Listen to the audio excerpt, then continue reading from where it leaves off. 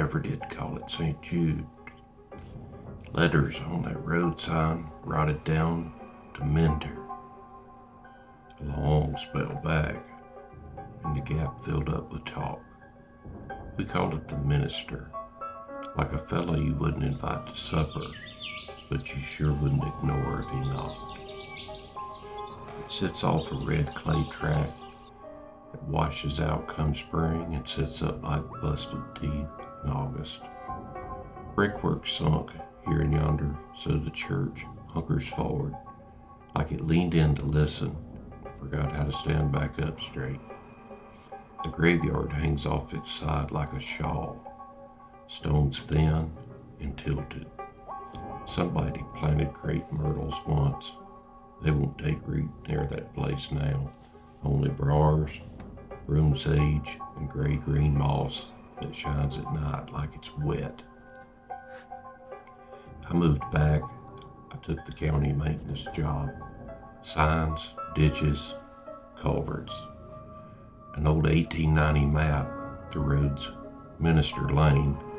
Somewhere between ink and asphalt, that second I and S fell off. First time I drove up there, I told myself I was just checking the culvert and turning around. Sunday, hot enough to make a lizard pant. Cicadas trilling like they had a quota. Bell up in the steeple hung black as a burned skillet. No rope, no clapper, just a dark, big mouth, big enough to swallow a holler. We all growed up on tales that don't wilt under grown folk weather. Preacher talked folks into handing over their grief, and he didn't give it back. Funeral ledger wrote down before the dying happened. Choir sang, no throats to make it. I parked in the brittle shade and walked on. Doors weren't locked. Maybe all that rot had taught them manners. Inside, it smelled like wet songbooks and mouse nests. Light came through like it'd been strained through bone. Dust hung in the air so thick it could weigh down a thought. Pews were the shine of 1,000 worried hands. The pulpit looked carved from one stump, growth rings a showing around its rim, tiny notches, hundreds cut neat, like somebody was keeping time with a blade. Back by the vestibule, a little office with a cracked sink, a desk missing 2 drawer pulls, and on top, a book lay under a gray oilcloth. Part of me said leave it, but the other part wanted to know what had the hair on the back of my neck standing up. First page. Names wrote in school marm cursive. Names and dates. Only the dates marched forward. 1924, 1938, 1951. Each line ended same as a stamp. Sermon. Later pages soured in my mouth. 2002, 2010, 2019. Names I knew. 2 from Rex. 1 dropped dead in her pantry from a stroke. The ink was old, but the dates weren't. Last page wore a skinny bookmark. I flipped it before I let myself think. My name. Date, 2 weeks out. Time, 11:07 p.m. Same tidy hand. Sermon. Set both palms on the desk to steady up. Little grooves on it. 4 together, a gap, then 5. Like fingers had dug in while listening. I left without any ceremony. Door fussed. Cicadas laughed at me, and the graveyard leaned toward as I passed, polite as faces that won't stare. I drove home with the windows down. thinking the breeze might blow foolish off of me. It didn't. That night, I dreamed the pews were full of coats, sleeves folded where arms ought to be, hymnals opening and shutting like something breathed on them. Woke with old paper in my mouth and a sound I couldn't peg, like a voice speaking through a hand. I stayed awake 2 days. Then I went to the one person old enough to know the minister's true name, Miss Ida May behind her back. Jar of peppermints, memory sharp as a tack. Told her what I saw. She didn't ask for proof. Chewed her lip and said, "You went to him alone?" "It's a church," I said. "A church is a house, and a house can be empty," she said. "That one ain't, you hear me?" She told me how it rained on her wedding day, and they moved inside. Preacher read 1 Kings. Rafters hummed like the wind knew the tune better than they did. Later, fetching her grandma's shawl, she found a ledger under the pulpit with her name wrote in it. "Scared to be bad enough. I stayed married 42 years, she said. When my time come, I sat up in my kitchen on a Tuesday and listened to a sermon with no preacher. It finished at 11:07. The Lord was busy somewhere else, doing honest work." "What'd it say?" I asked. "You don't hear it with your ears," she said. "You don't remember it with your head. You remember it with what you've done, used up, and can't replace." "What am I supposed to do?" I slipped out. "You don't go back," she said. "You don't speak your name out there, not even inside your head." All week, I dodged a fork heading to the Minster. Kept busy, new sign on Route 9, shored up that culvert by the peat shed. Thursday, when the heat finally broke, the pull come on like a rope. I told myself I'd misread everything. I hadn't been a good liar to myself. I was back before I'd won the argument. Late afternoon, headstones throwing long shadows toward the church, like the dead walking back inside to warm their bones. I had a screwdriver in my back pocket. Not a weapon, just a daylight tool. Inside, cellar cool, book where I'd left it. Hands felt way more my own. I opened it to the last page. My name had company. 2 more under it, folks I didn't know. Time beside mine hadn't budged. I thought, half a prayer, half dare. If writing a name makes it true, maybe unwriting it could unmake it. Slid the screwdriver tip under that top sheet. Paper lifted and pushed back. Wasn't glue. Was it staples? Felt like muscle and memory. Screwdriver slipped, bit my finger. Blood peppered the page. Small. Neat. Something said my name.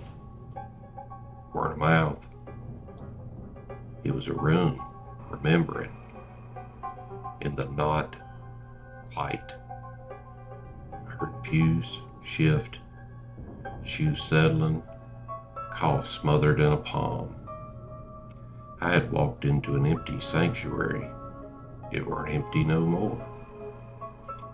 I eased down the aisle, eyes on the pulpit. If I ran, I knew something would follow me. Patient as a fence line growing back through your best mower. Light thinned without a cloud to blame. Shapes set in the pews. Not folks proper. The dents folks leave in the air. Hymns lifted. Ragged pages like hands wanting to be counted. Me doing the dumb cliff thing, I leaned in. Pulpit notches showed clear, early cuts wide and shallow, somebody learning by feel. Later cuts narrow and deep, rhythm found. That minister had a metronome. The not voice spoke again. Not me this time. Miss Ida. A soft chord rose, like an organ touched with patience. My jaw loosed on its own. The way you answer when someone calls your name with fondness. I clacked my teeth shut hard enough to spark. I turned for the door, one step, then another. Sermon swelled through. Nothing moved. Like tide in the water heaving up around your knees. On the threshold, I made the mistake of looking back. For one breath, the pews filled with the ideas of faces. My daddy's shoulder slow, my mama's tight mouth when she kept her crying small for the Lord. Amen stood up in me out of habit and love. I bit my tongue, tasted iron. Outside, sky felt nailed a hair too tight. Graveyard leaned to hear a verdict. Bell scraped, no ring, just a throat clearing. I walked, I wouldn't run, 'cause speed felt like saying yes. At my truck, my breath was coming on somebody else's count. Engine caught, gravel spat, minister watched me go with all its windows. Sign out front had a fresh smear of paint under Minster. Thin, careful line where a word would fit. Wheat crawled. I worked. I didn't watch the news. Every voice sounded like a bargain bin copy of what I'd heard. Called Miss Ida. You went, she said. I left, I said, hoping more than telling the truth. He'll go again, she said easy. He works in threes. First is invitation. Second is instruction. Third is marriage. I ain't marrying a building. You don't have to love it, she said. You've only got to agree. I told myself I'd light out, ride the clock at a motel where the stack machine eats quarters, but my name was in that old ink. That room had said it sweet as a tired mama. Down here, politeness is the slickest rope there is. Night come, I didn't mean to drive. My hands did. Fields lay black and wet smelling. No stars to brag on. Minister rose up like a question that already owns the answer. 11:03 on the dash when I parked. 4 minutes to decide whether we got choices or just rituals with prettier names. Inside, the air waited. Ledger lay open on the pulpit like a hand rested on a Bible. Aisles are made for walking, so I walked. The not voice called my name like Mama tried. Glad, not surprised. Some tongues you only speak once. Your body knows them from all the little agreements, yeses, sorries, help me's. You've been signing since your first word. I raised my head. I didn't say amen. The word crawled out anyway, slick as a creek snake. When it passed my teeth, the building eased, like a tight muscle under warm hands. Something, pews, ledger, or that yard full of dead, answered back. For a fragile, awful second, I felt relief. That kind that comes after a confession you didn't mean to make. The kind where you set down a heavy load, then notice the load was your own name. When the sermon finished, The bell settled like a bird tucking in just right. Hymnals shut quiet. Those notches around the pulpit looked less like a tally and more like a path cut for fingers what the light gives out. I stepped into the night. Cicadas had hushed like they'd been listening. Mist pooled in the low spots. On the sign, somebody had finished the paint. New word under the old. Received. Drove home with the radio on. Songs I didn't know. Friendly anyhow. Slept long. Woke before daylight with a clean feel behind the eyes.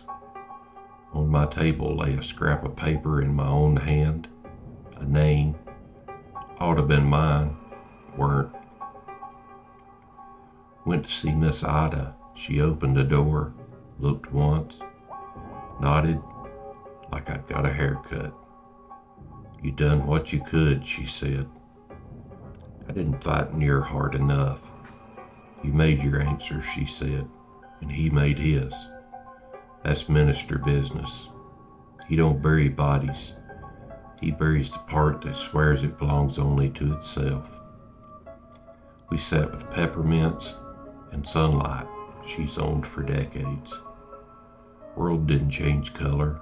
Road crews still had jobs. Tomatoes still wanted trying.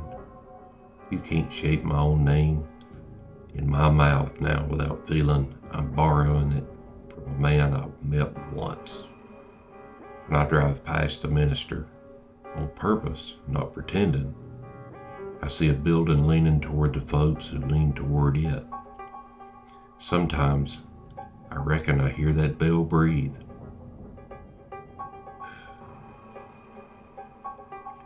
Where received got painted over, the sign's a shade brighter.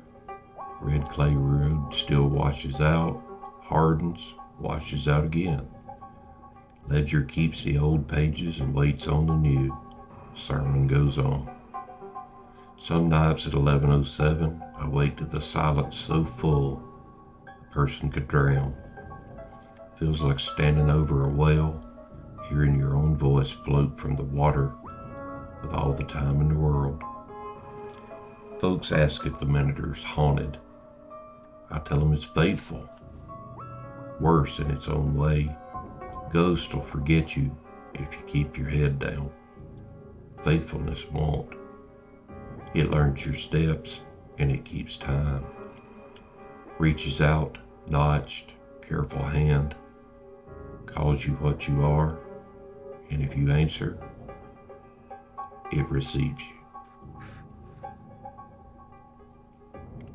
If you like these stories, be sure to leave me a comment. I sure do appreciate it.